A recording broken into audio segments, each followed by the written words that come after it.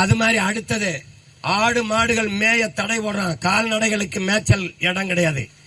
மலையை வெட்டி என் தாயின் மாறை அறுத்து விற்கிற அந்த அயோக்கிய குவாரிங்கிற பேர்ல என்னோட ஆடு மாடுகள் அந்த மலை அடிவாரத்தில் மேய தடை போடுறான். வனச்சட்டம்னு பாதுகாப்பு சட்டம்னு போட்டு என்னுடைய சொந்தங்கள் ஆடு மாடை மேய்க்க போகும்போது அவமானப்படுத்தி திருப்பி விரட்டுறான், வழக்க போடுறான். அப்ப என்ன பண்றது? நான் ஆடு மாடுகளின் மாநாடு போடுறேன் இந்த ஜூலை 10ஆம் தேதி.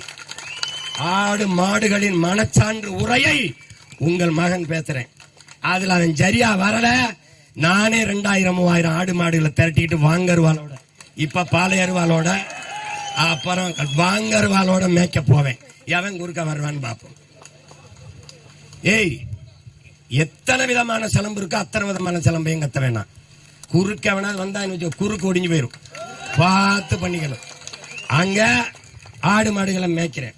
அதுக்கப்புறம் என்ன பண்றேன்?